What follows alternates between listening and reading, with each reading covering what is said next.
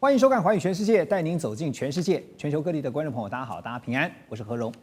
两岸大事国际焦点，深度剖析，打开视野。透过 YouTube 收看朋友，请您帮我们按赞、订阅、加分享，动动手开启小铃铛。也欢迎您告诉我们在哪个城市打卡收看。当然，欢迎大家多多表达您的看法和意见。好，来欢迎今天的三位来宾。首先是政大国发所助理教授王安雅老师，主持人好，大家好。另外，淡江大学战略所副教授林颖佑老师，何荣好，各位观众朋友，大家好。以及军情与航空网站主编施孝伟孝伟兄，主持人好，大家好。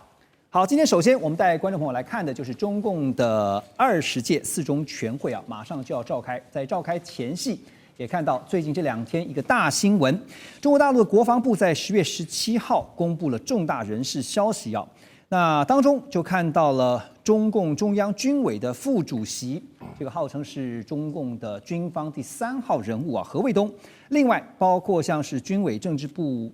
政治工作部的前主任苗华，总共有9人，因为涉嫌严重职务犯罪，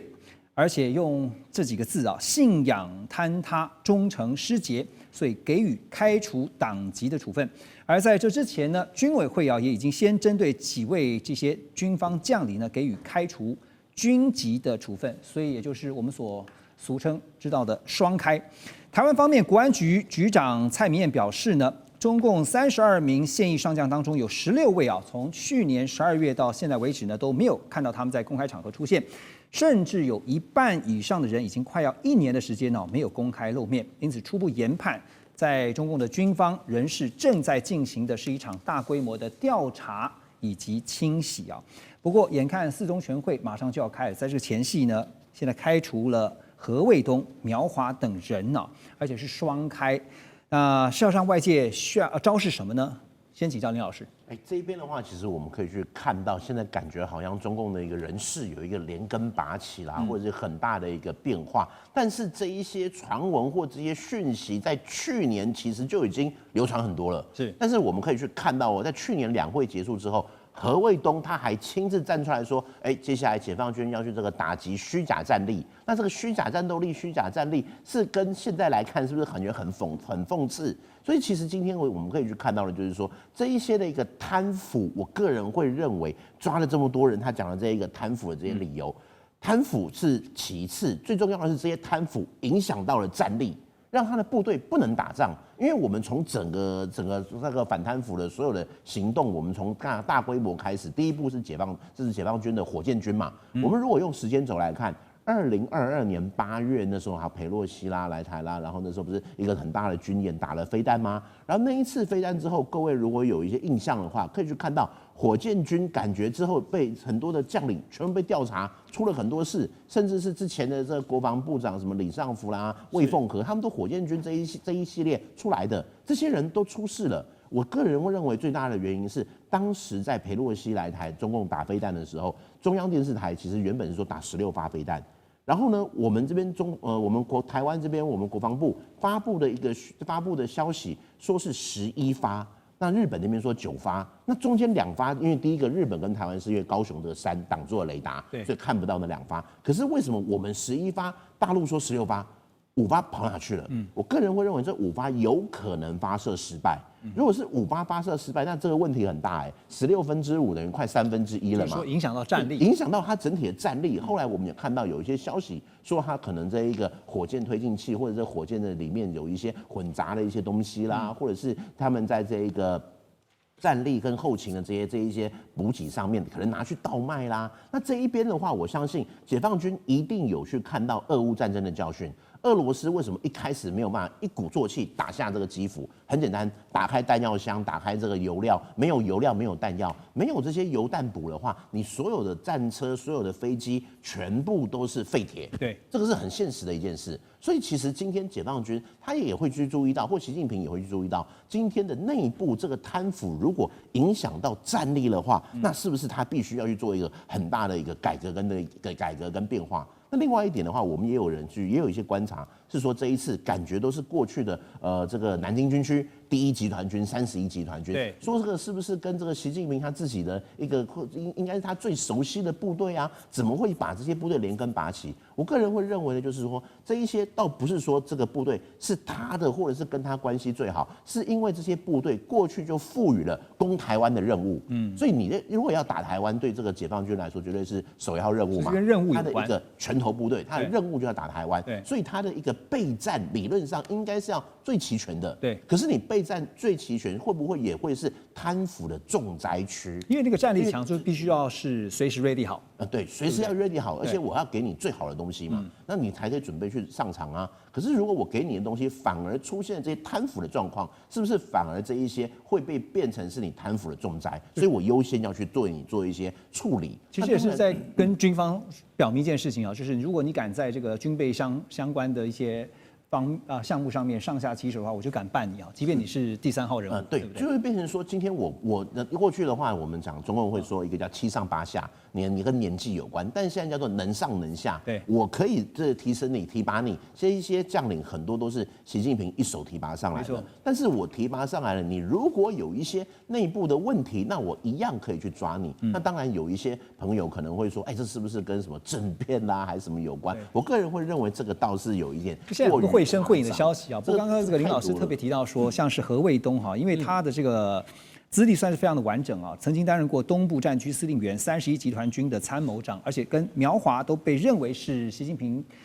亲信之一。好，但是你看他们的军媒怎么讲哈，就是中央军委机关报叫《解放军报》，在18号他们发了社论，表示说，何卫东、苗华等人的腐败问题是郭伯雄、徐才厚等人遗留的毒发酵变异。当前这个反腐败斗争是中共18大以来正风反腐的延续，因为目的是要重塑人民军队的深化。所以这告诉我们一件事情，就是习近平他希望是要树立他的一个权威，就是说，即便是国王人马，如果你敢贪腐，我照样把你给拉下来哈。那怎么看这个中南海的权力的结构变化？其实当然，你说这一些人哈，他们每一个人一定会有个人的这样一个流露的这样一个变化。比如说今天谁跟谁起来的，或谁跟谁起来的，其实，在军队里面啊，特别像以这种像两岸之间有中华民族的这样一个共同的特性，其实会人治的角度会特别强。也就是今天你一定可能跟对了长官啊，跟对了哪个大哥，然后你后面就一路平步青云。同样的，大哥有什么，对不对？他也都会让底下的小弟雨露均沾。所以其实这很容易就在整个系统里面形成一个算是共犯结构。那当然，这次中国大陆他在这个军队里面进行了一系列贪腐，其实刚刚引诱那个兄讲到很重要一点，就是发现了这个武器装备有重大的这个问题。对于今天共军来讲，我这个人民纳那么多的税，然后这些民脂民膏投到这些军队里面去，而且像比如说今天那个引诱兄说，可能是那个当初裴洛西来演习的时候发生的事，其实更早一个事情，大家有没有注意到？俄乌冲突大概在那个2022年2月不就开打了嘛？其实这之中你西方一直传说中今天这个西方认为中国大陆移交了很多武器装备或者说我们给给俄罗斯，虽然说目前为止好像都看不到比较具体的证据，但是我们也不可否认，就是因为中国大陆有很多装备过去是跟俄罗斯买，所以他们在后勤上面来说是相通的。那后勤相通的话，他可能不见得真的是要直接那个提供给你这个战机或是火炮或者什么，他可能可以提供给你弹药啊，或甚至于这个那个多管火箭需要装的这个火箭啊等等火箭弹等等提供给你，但这些东西有很多可能就直接跟火箭军有关了。那这时候如果在俄乌战场上使用的时候发生了问题，这个时候俄国如果有这种不满意回馈的话，对于那个中国大陆来讲，怎么会这样？我们送去俄罗斯的这个东西出了这么多的问题，自然就需要去查嘛。再加上刚刚尹佑兄讲到这个2022年那个裴洛西演习的这个状况加总起来，让习近平发现今天这些那个真的是一连串的这样一个贪腐，其实对于解放军的现有这个战力，其实的确会造成很大的影响。所以今天我们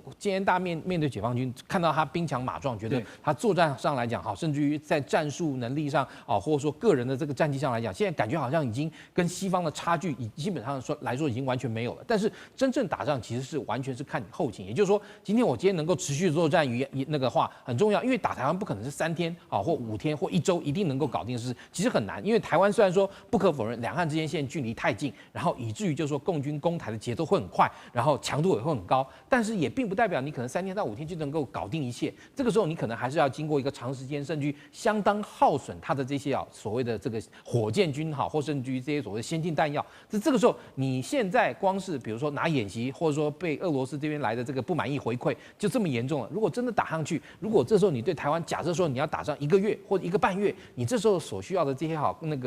火箭弹或是地对地弹道飞弹这个量，然后你去算上它的这个妥善率，或是真正能够成功发射出去的这个比例，发现没有办法，三亚两岸就把台湾给压制住。这个时候，因为今天其实两岸之间的一个状况就是，如果今天你开火了，那我也不客气，我也会开始做源头打击。那这个时候你后续的这个持续作战能否持续下去，问题就很大呀。夏伟雄，我请教一下，因为他特别透过军媒对这个具有权威性的军媒，然后特别点了2个人，郭伯雄、徐才厚，怎么解读？因为其实郭伯雄、徐才厚他们之前是国防部长嘛，而且他们相对来说他们是2炮部队的精锐人物等于说2炮就是现在的这个火箭军，等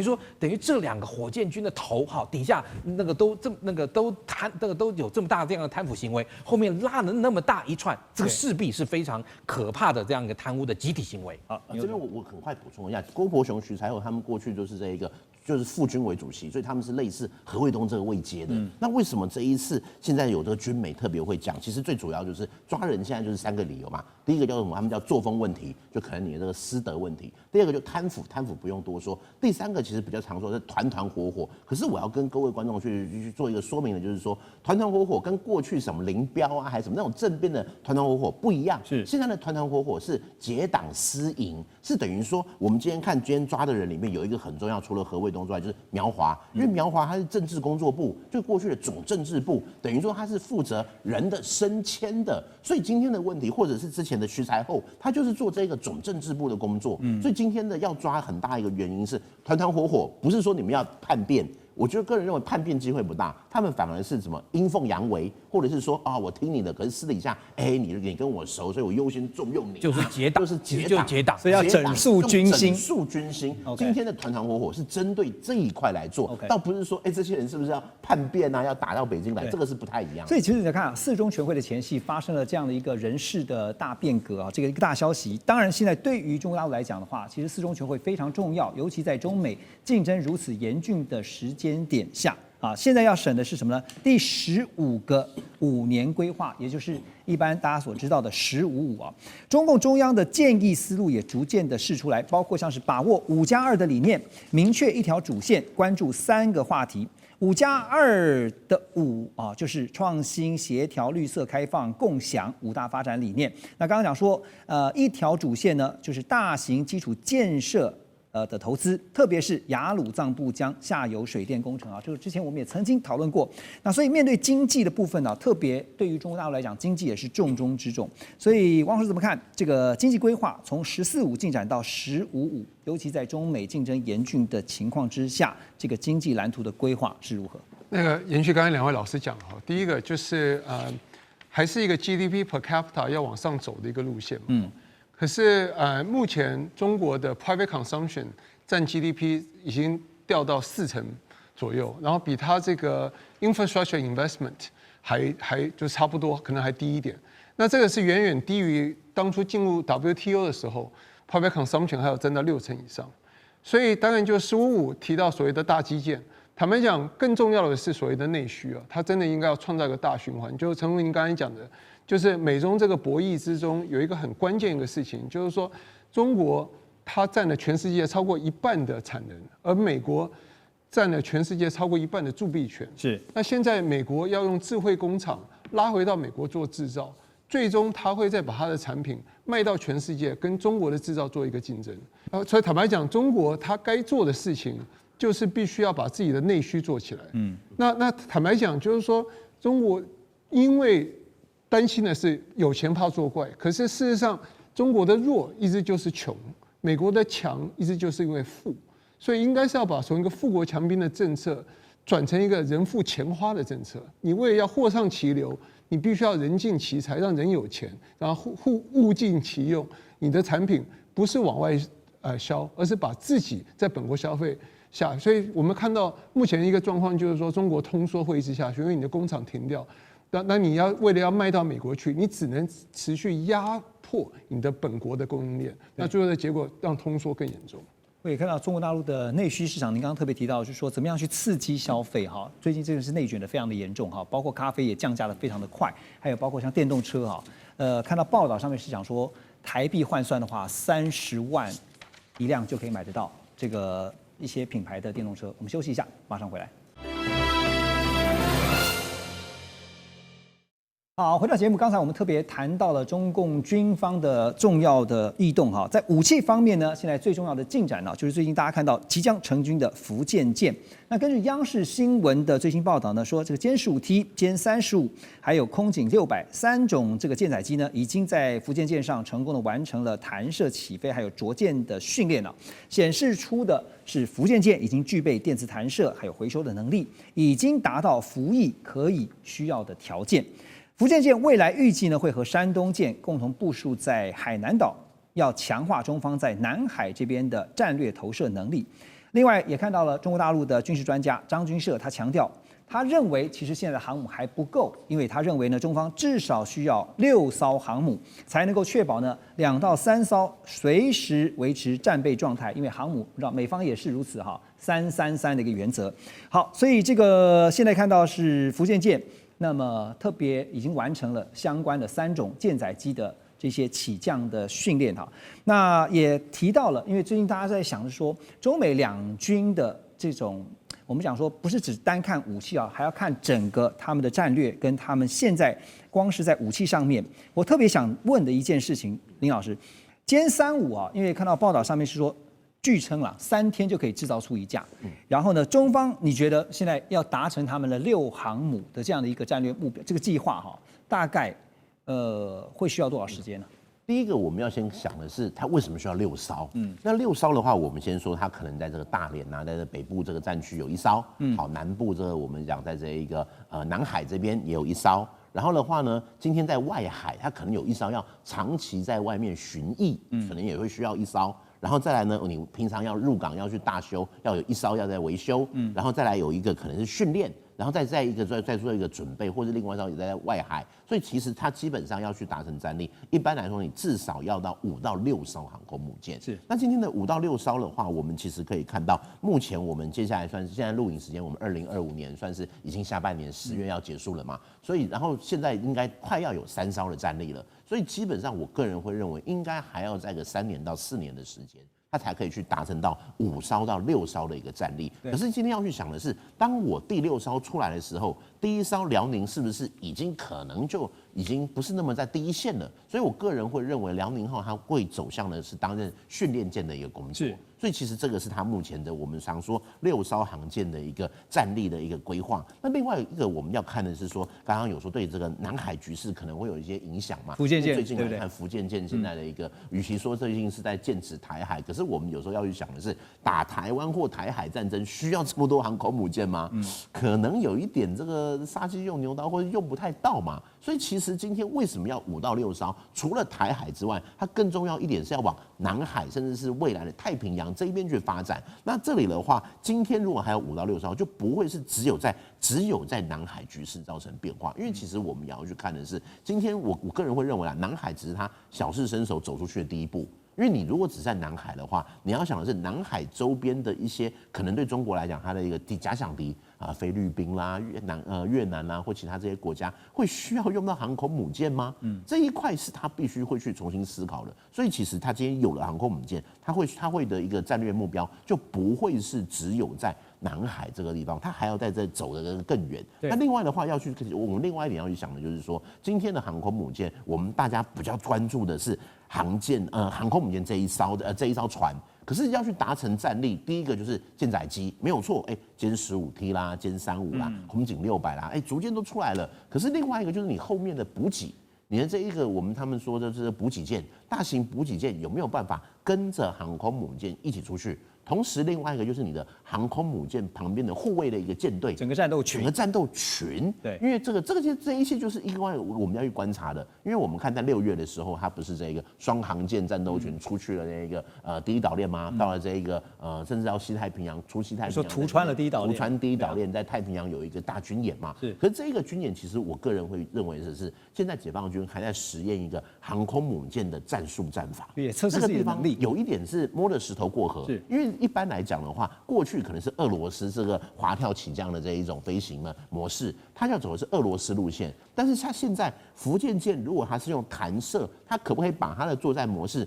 改回到美国的 style、美国的战略？那今天它同时有俄罗斯的这种作战模式跟美国的作战模式，它这个十字路口要如何去调配？对，我会认为未来的话，可能福建舰它才会是一个走向我们讲决定版的航空母舰，因为这个滑跳的它毕竟只是一个过渡，所以其实我会认为具体来讲，可能接下来在这个3到4年之间，数量冲起来没有问题，但是要彻底的一个形成战力，形成像美国这样的护卫舰啦，以及它的一个后勤保障能力，或者是在这个作战的模式上面，可能还会需要一些时间。对，而且成军下水之后，你要不断的透过演练啊，就像我们现在所提到说，福建舰他们已经在进行相关的演练了。而且你真的是可以想象，那个我记得前一阵子不是美国特别拉了到2个双航母的这个战斗群到中东去压阵嘛哈，所以双航母战斗群它是有一个战略上的必要的哈。好，除了加速福建舰成军之外，另外一方面也看到中方也在出手打击美军航母。特别在维修上的量能，怎么说？南韩10大财团之一啊，主要他们的业务是造船与军工的韩华集团。韩华集团在全球算很有名的，有5家美国子公司呢，最近遭到了中方的制裁，理由是什么呢？是支持美国政府对中国海事、物流跟造船业展开了301调查，并且采取措施。在这之前，其实韩华集团8月份才宣布啊，在美国的费城造船厂要投资50亿美元，支持川普的让美国造船再次伟大这个计划。那因为呢，目前美国的本土造船在全球市场的占比啊，真的非常低，不到1%。这个海军力量跟航运体系大量的依赖日本跟南韩，因为日本、南韩加起来全球占比有30%啊，这个造船产能也不容小觑。而美方呢，近期呢就试图通过向中国大陆制造的船舶来加收这个入港费呢，来企图把全球造船的订单导向日韩，来削弱中国大陆造船业的国际竞争力。现在看到这个中方也不是吃素的，所以呢就干脆出手制裁。而且你会发现，最近中国大陆他们几乎是比照办理。美国常被管辖，我也常被管辖。美国呢，你就是封锁，我也封锁，哈，所以双方都在下毒手，哈。这场航运生死斗怎么看？第一个就是说，中国、韩国、日本占全世界这个 production shipping 大概是90%嘛，哈。那韩国大概是中国的 capacity 大概1半多一点嘛，哈。那美国当然就是说，只剩下5个 active 这个 shipyards 可以做这个海军相关的，是可能15个可能是比较大型舰嘛，哈。但是台湾是比较可惜哈，就台积电到美国，让这个美国的 American Semiconductor Great Again， 可不像是韩国，到美国 American Shipping Great Again 就把汇率就从28降到15%嘛，哈。那当然就是说，这个大国的外交是很精准哦，基本上是个食人牙慧的东西，因为韩华的5家美国的子公司也好，跟中国根本就没有 trade relationship， 所以在这个中美的 Great Decoupling 以后也不可能，所以基本上是这个是一个很精准的一个打击哈。那当然，美国在韩国的这个帮忙下，可能就很快可以变全球第4名，就超越菲律宾哈。那至于美中之间的航运的问题的话，就以前是直接走太平洋，将来就是绕着走太平洋，但最终有可能就是从太平洋变大西洋，所以对整个 Indo-Pacific 来讲，最终不一定是一件好的事情，就是了。对，所以现在韩国摆明现在就是像您刚刚提到说，没有所谓的这个 decoupling 的问题哈，它摆明就是变成未来的美国造船的，好听一点讲是 partner 哈，但是呢，直接就是美国叫你帮忙做商船也好，特别是军舰也好哈，就是由韩国这边来负责，包括日本也是。好，那韩华集团呢，当然面对这个中方制裁呢，它还是必须要摆出一个态度啊，所以它也提出了一个反制作为啊，就是最近他们打算向菲律宾出售一款新型的反舰弹道飞弹，叫 CTM-ASBM 啊，这个打击范围呢可以达到160公里，并且呢要配备整合式的巡标器啊，可以精准瞄准海上所有的舰艇跟船只。研发预计会在2028年完成。那么这个刚刚提到的这个弹道飞弹呢，反舰飞弹哈，跟韩华的 K239叫天凌啊多管火箭发射系统配套使用。哇，这个孝伟兄是专业，来带我们了解一下这个武器。这个东西其实是韩国韩华集团蛮新研发的一款武器系统啊。那它的这个武器系统，其实也就是说，这整个系统来说，它其实有点像是美国的 HIMARS 系统。也就是说，其实美国因为自己本身 HIMARS 的这个系统产能也有限，而且现在要买的国家非常多，所以其实韩华某种程度来讲，它这个情况呢，它这款这个 CTM-ASBM 的这样一个飞弹，就有点像是这个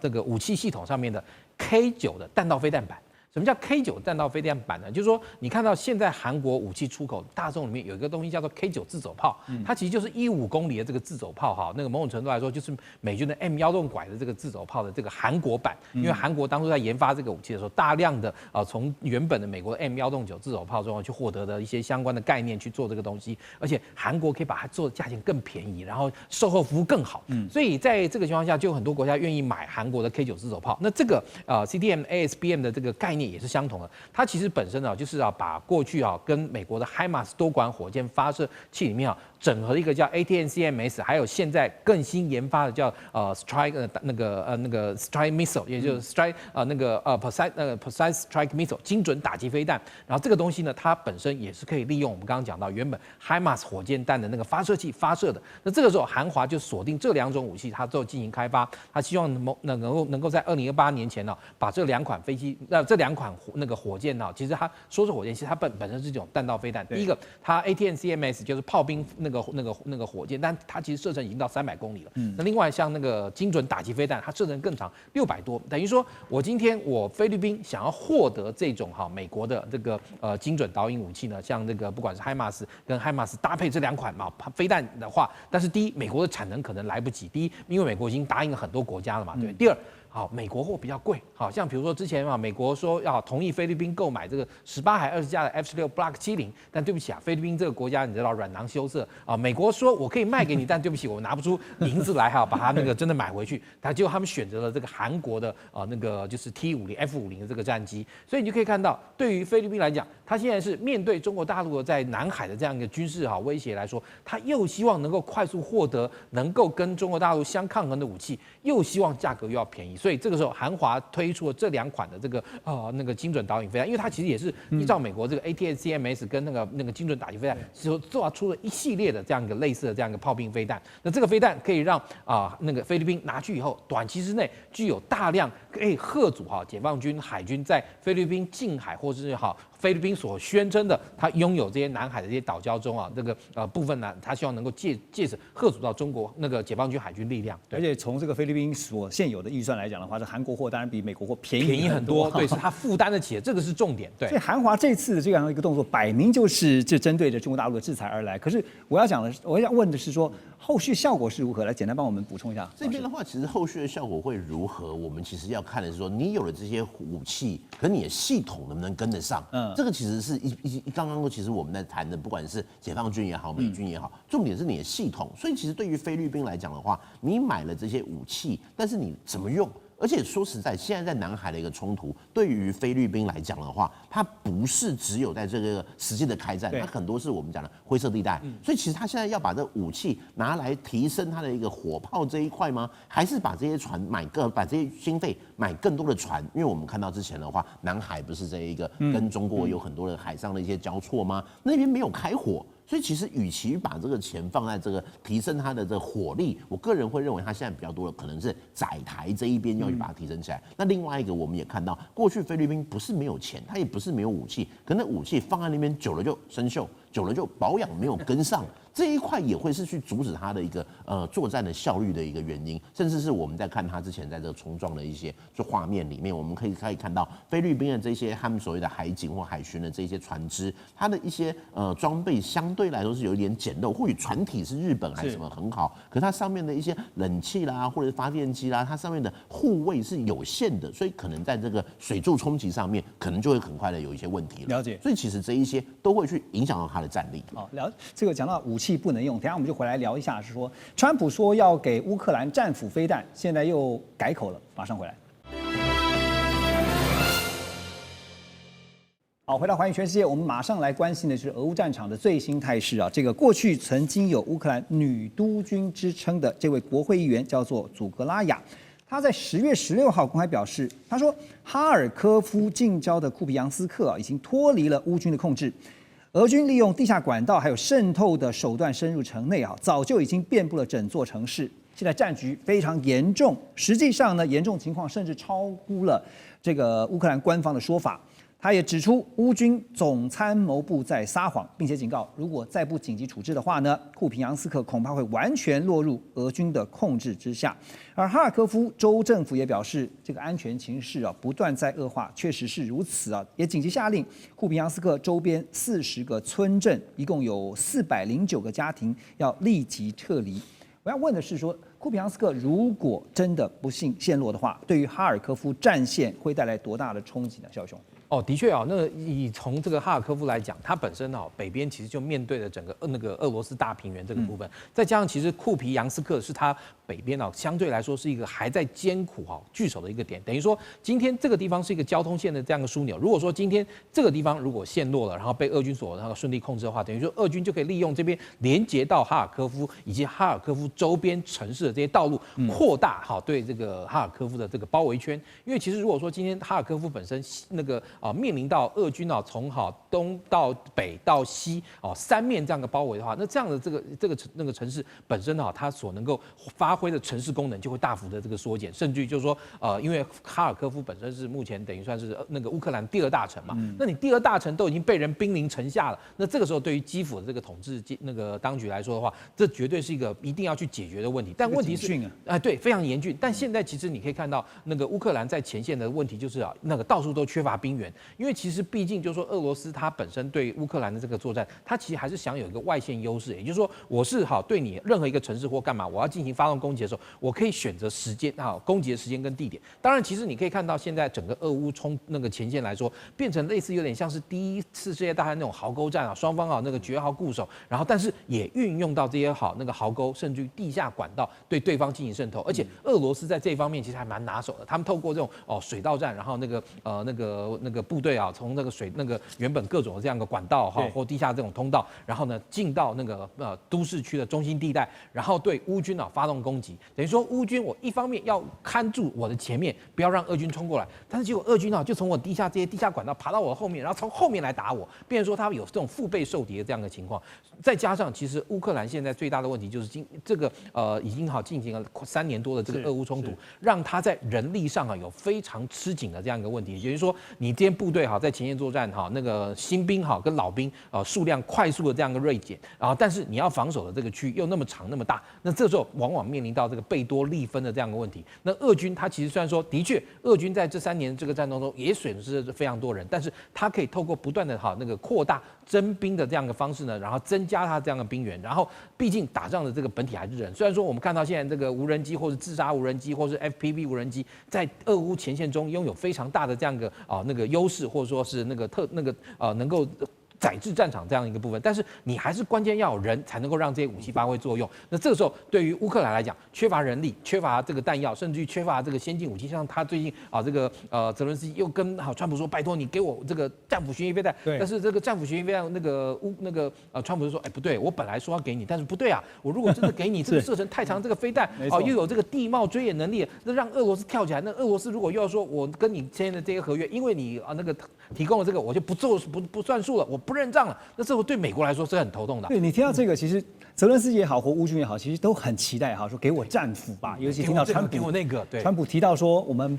不排除可以考虑要提供战斧给乌克兰。那乌军可能就想说，如果有了战斧之后，真的可以从从容容、游刃有余的来击败俄军哈。可是呢，却不是这样嘛。好，那这个因为俄方不只是在战场上面，在军事方面。他们有出击，而且是有得到一些不错的成果，外交上也是哈。我们就看到了最近俄罗斯总统普丁呢，最近呢就主动在10月15号这一天，他直接主动打电话给川普，跟川普通完话之后，川普说呢，他计划在2周内再跟普丁在匈牙利见面，讨论如何结束俄乌战争，而且他就暗示他说美方并不会很快决定要不要援助乌克兰战斧飞弹。另外一方面，也看到叙利亚的临时总统夏拉，他在15号也首度访问了俄罗斯，他宣布同意俄军可以继续使用地中海沿岸的这个军港，叫塔尔图斯，还有位在赫梅明的空军基地。好，拉回来看，普丁真的很了解川普哈，真的懂得怎么样去按捺川普。当川普说我要不排除考虑给乌克兰战斧飞弹的时候，马上出手打电话给川普，一打，川普就立刻改口。我们其实可以去看到的是说，我们讲川普好像是谈判高手嘛，他之前这个商人出身的啦，很会这个拉高谈判筹码。可是我们要注意的是，普丁他也不是省油的灯。我们从这样子一个互动来看的话，可以真的去看到普丁不愧是过去这 KGB 的高手，他也懂得是说，当你在提高谈判筹码的时候，那我这时候打一个电话给你，因为他也知道川普他过去一直，甚至川普在上来之前，他最想要的就是俄乌停战。我们看他一开始不是跟泽伦斯基，然后跟普丁等等这一些，而且现在感觉中东好像有一点和平曙光出来了。那中东结束了，是不是下一个就是欧洲这边要赶快停火呢？今天普丁他又抓住了这一个机会，来去跟川普进行更多的谈判。而且这次主动打电话之前，记不记得吗？在川普没有拿到诺贝尔和平奖，对，马上出来开记者会说，你们这样子对川普太不公平了。所以这个时候就是他抓到的是川普现在需要的东西，这时候给他一些温暖，是不是温暖不知道，但是给他一个机会，对，给他一个机会，让他感觉这一块我又有可以去做一点文章，用这个机会，用这种谈判的方式去跟美国打交道。那另外的话，我自己会认为啦，现在对普丁来讲，他现在看的已经不是在这一个在俄乌的这个战场而已了，他开始就要去想的是战后的世界。这是什么？就是我们想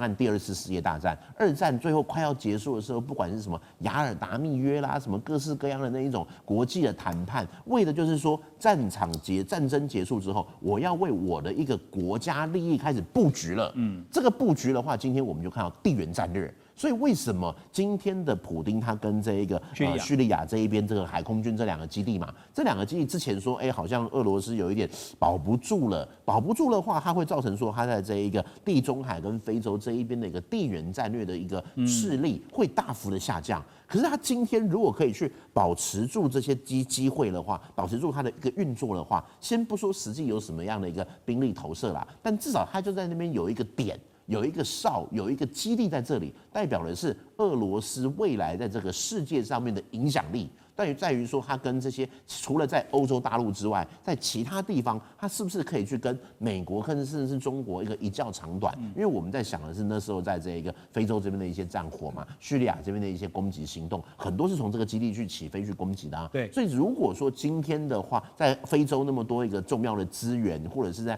非洲大陆的一些相关的盟邦、一些国际上面的互动的话，对于俄罗斯来讲，他也会看到。战后它持续要在这里有影响力的话，这2个基地会是个关键。所以其实我们现在在看的，已经不会是只有在俄乌战场上的武器跟那个打仗的结果、行军走马之外，我们也要看到地缘战略的布局。这普丁真的也是老谋深算哈，就像您刚刚提到说，他已经在为战后来做盘算了哈，要先像下棋一样，我先下在这2个点的话。在战后之后呢，对我来讲，我起码能够提升威慑的效果哈。那当然，川普现在对这个俄乌的战争呢，他也特别从不管说军事上说要提供战斧给乌克兰，另外经济上大家还记得吗？他说这个印度方面呢不买俄罗斯的石油了，可是马上就被印度打脸哈。这印度的这个外交部门就说没有这回事情哈。所以其实现在这件事情被否认，经济上也看到俄罗斯呢最近跟东协这些国家展开合作啊，他们不但是协助印尼建立核电厂，还要提供印尼在深水天然气这些相关的油田来进行勘看。那包括液化技术方面要进行产业升级，还有就是跟越南的国营石油公司在南海进行能源合作，来共同开采油气。美联社甚至爆料说，河内跟莫斯科之间存在了一种叫以油换武的秘密机制，要透过合资能源计划的利润间接来支付军购的贷款啊。所以这整个背后的经济战略，尤其是从俄罗斯跟东协国家积极展开合作，这个怎么看？就延续刚才林老师讲的，就是说大国战略是非常精准的。第一个就是说，俄罗斯是世界最大的国家，可是它在欧洲大陆并没有受到一样的尊敬哈，而它在东南亚并没有一个殖民的黑历史。是，那个东协就像印度一样，基本上就是尽量不结盟，然后朋友的朋友是朋友，敌人的朋友，对不起，敌人的敌人还是朋友，敌人的朋友也是朋友，所以朋友多多，敌人少少。那全球暖化里头，俄罗斯是最大的受益者，那东南亚是最大的受害者。那我们看到这个蛮有趣的，就是说以前中美经济是互补，那中国是买原料商品出去，然后它不卖武器的。可是在这个新冷战一个时代以后，在这个中美的 Great Decoupling 下头，俄罗斯将来可能是全球一个很大的原料跟军工的出口国，跟美国在做这个分庭抗礼。那至于印尼，它的这个natural gas 只有俄罗斯的1/10嘛，好，那越南只有1%，所以基本上来说并不成气候。但是俄罗斯后面可能有一个更大的一个战略哈，就是说它将来每一个国家都要为它的 national security， 它要去保护到，所以它将来会有一个从北极海、东海、黄海到这个马六甲、印度洋、黑海，它自己可以制成一个系统，所以这个是它最大一个战略。好，所以其实听完了3位老师的分析啊，我就发现说，其实现在我们看到整个国际的战略大局啊，这一盘大棋其实已经不是我们现在所看到光是战场的现况，而是很多的包括普丁在内的这些领导人已经在思考的是战后要如何来规划。马上回来。好，回到节目这个部分，我们来看委内瑞拉啊，最近这个情势非常的紧张。川普在15号亲自证实，他已经授权 CIA 在委内瑞拉要执行秘密行动。纽约时报就报道说，川普政府现在定调的策略目标是把委内瑞拉目前的执政者马杜罗赶下台，而美方呢更是悬赏5000万美元，征求能够用毒品走私罪名来逮捕马杜罗的这个情报。好，另外呢。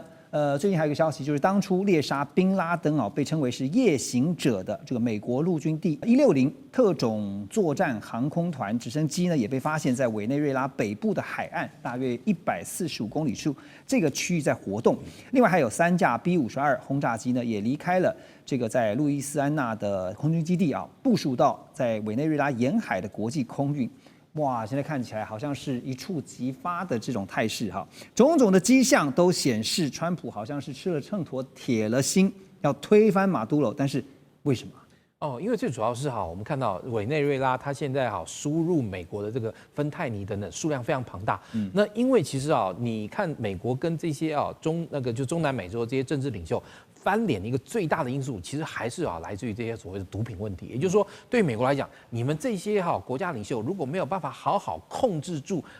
这些毒品流进美国的话，如果没有办法控制好，那对于美国来说，你就变成我的眼中钉、肉中刺。为什么？因为美国毒品问题真的其实非常严重，所以比较像你看到有那么多的这些电影或者说小说都描写了这种美国 CIA 如何跟这些当地控制的这些毒品的这些毒品大盘的那些可以算是跳 Tango 这样的过程。最有名的一部名著可能就是这个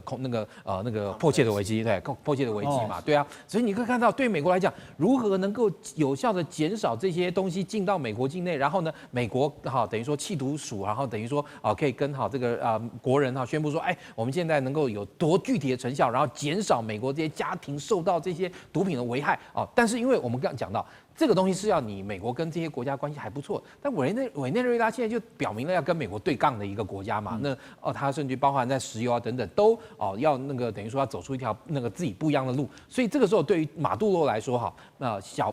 我们看到美国的川普就把马杜罗视为眼中钉肉中刺，他现在动用这个106特种作战航空团的这些直升机，其实就摆明说我可能透过一个先期的那个大规模的电子作战，把你整个国家的这个那个防卫体系就像对付像那个伊拉克那样，把你整个国家该打下了，然后呢，我透过B-52轰炸机攻击这些重要的节点，然后这种160特种作战团进到国内去把那个马杜罗抓起来，甚至抓起来之后要能够绳之以法送到美国去审判。这个时候也更加强化了这个川普这样一个形象嘛。我今天我是正义之师，我去把马杜罗抓起来，这个卖给我们美国一大堆毒品的这个家伙，我把他推翻了，而且把他抓到美国来受审。那这个时候其实对于这个川普在一般美国人心中的形象是不是更增高了？是不是更有可能大家就会认为对于川普来说，4 more years 可能是更有顺理成章。那美国那个川普可能就，尤其明年2026要选，对，就黄袍又加深了，对不对？他就决定我继续来出来甚至要挑战美国这个宪法修正案，是不是都有可能？其实对于川普来讲，他现在做的一切都是为了他自己要能够提升他在美国民众中的这样一个地位，甚至不惜动用到美国军队。是不是？你说他今天以美国对于这样的委内瑞拉一个主权国家来讲，他能不能做这些举动不重要，重要是他今天要能够达到他的政治效果。对，所以美国要打委内瑞拉，其实就很像老虎在打狗吧？这虽然不是说像老虎打苍蝇这么量级，就不在同一个量级上面的但是现在也看到半岛电视台呢，他们就提出一个很讽刺的观察。他们说呢，整理了从19世纪香蕉战争以来呢，美国就对中南美的国家进行过多次的军事干预，其中最令人印象深刻，在画面上面我们看到，1989年美国总统老布希他发动了正义之师行动入侵巴拿马，推翻了诺瑞加政权，理由跟这次的川普很像，都是为了打击毒品走私。但实际上深入了解之后发现，是为了确保美国对巴拿马运河的控制权。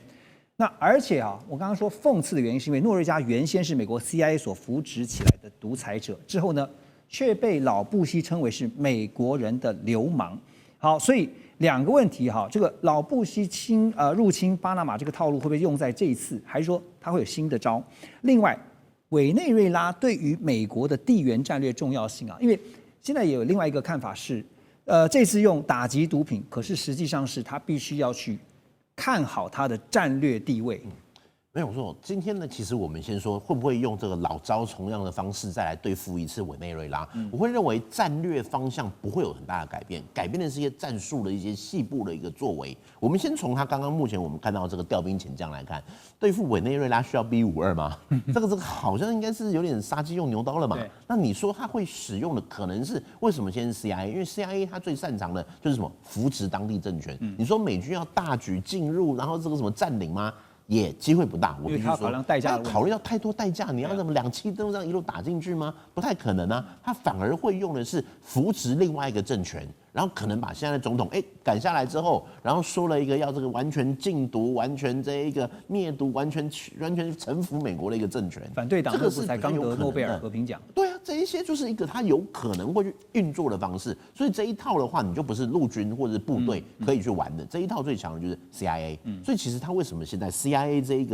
这一些这个组织开始去使用，是有它背后的一个原因。那另外一个，我们这边要看一下，就是说，好，那到底它这个生产什么毒品还是怎样呢？其实它倒不是那一个芬太尼，它主要是 cocaine 这一类的比较多。芬太尼它的东西是中国运到墨西哥，是以墨西哥为主。可是我会觉得美国在做这件事情，在国际政治上面，刚刚孝瑋哥有讲这个内部要选举的因素，除了内部之外，另外一个我会想的是国际。因为从之前我们讲，在川普刚刚上来，他讲最多的就是芬太尼，就是他要打赢反毒战争嘛。对，所以不对墨西哥啊，对中国啊，有很多的一些作为或很多的宣示。而且说实在，你说我为了反毒、禁毒，全世界都会双手给你鼓掌嘛。这个先不说他最后目的是什么，但至少这个名目，讲的是还蛮正确的。那如果我今天对付委内瑞拉用了这么多的一个手段，好，我未来有没有会可能把这些军事上的手段对付墨西哥？对付中国，所以他今天我会认为，在国际外交上面，它是一个杀鸡ฑ์猴的一个策略。对，它是一个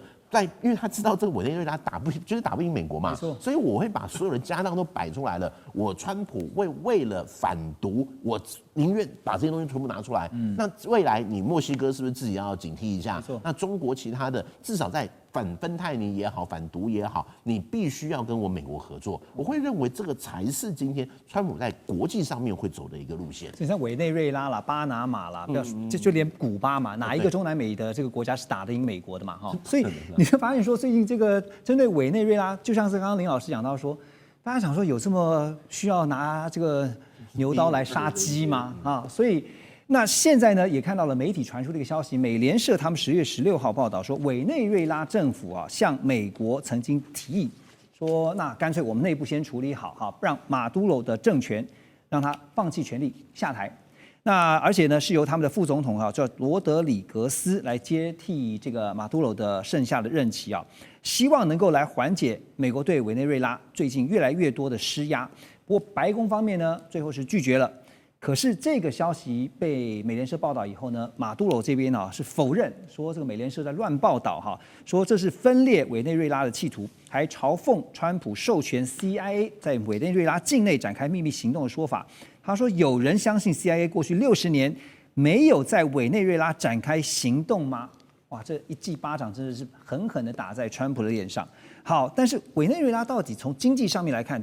我刚刚想从战略地位上面来看，它是很重要的。另外，也就是打委内瑞拉给其他的中南美洲国家看。但委内瑞拉有哪些重要的天然资源呢？在经济上面又在南美扮演什么样的重要角色？诚如刚刚两位老师讲的哈，第一个，事实上美国已经是全世界最大的 oil exporter，但是委内瑞拉是全世界最大的 oil reserver 哈，它有最大的这个 reserve。那如果从地理位置来讲的话，当然是如果你能够控制委内瑞拉。你这个左边是 Colombia， 往下是影响到巴西，上面跟 Puerto Rico 接起来，你基本上可以控制加勒比海。